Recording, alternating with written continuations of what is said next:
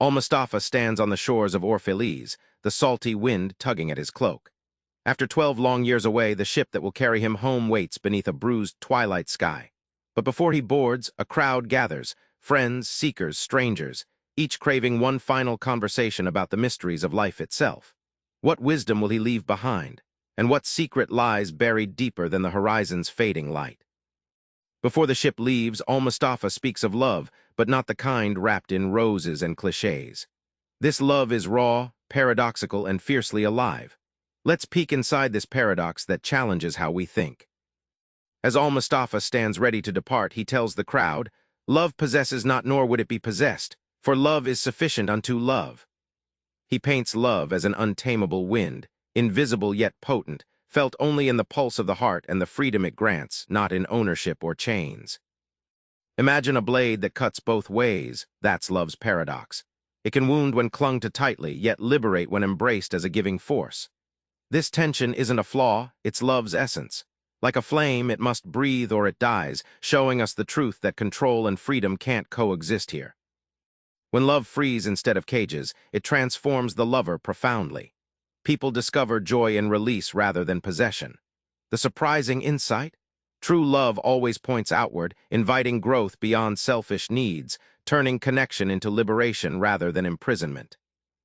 Work isn't just sweat and deadlines, says Al-Mustafa. It's a sacred dance between your soul and the world. But how does a simple carpenter in Orphalese make this profound? Let's find out. Al-Mustafa watches a carpenter crafting a simple chair in Orphalese's bustling square. The man carves with steady joy, murmuring, "When you work, you are a flute through whose heart the whispering of the hours turns to music." To the prophet, this humble act mirrors the sacred rhythm between creator and creation. Think of work as a rhythm, the heartbeat of the universe pulsing through you. Just as a river flows effortlessly shaping stones, your work blends effort and surrender, an endless cycle where creativity and necessity dance. It's not about grinding, it's about tuning into life's own tempo. This understanding transforms drudgery into delight. The carpenter doesn't just build chairs, he becomes an instrument of joy. Suddenly, every stroke of the chisel becomes a declaration. Work done with soul is an act of worship, kindling fulfillment rather than fatigue.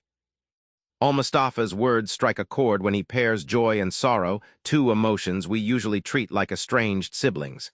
But what if they were inseparable? Here's how he stitches them together.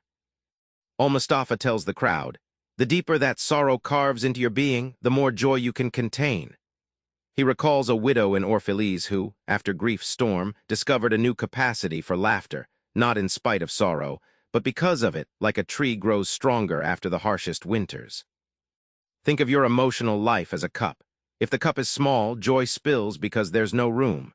Sorrow, painful as it is, expands the cup, deepening your capacity to hold richer, more complex feelings.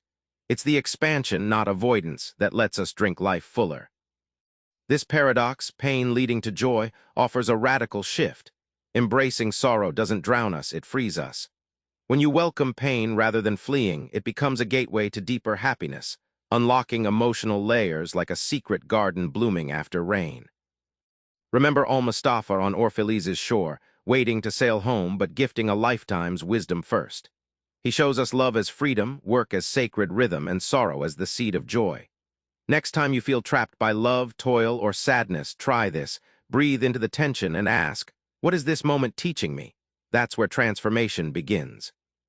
Subscribe for more book summaries like this one.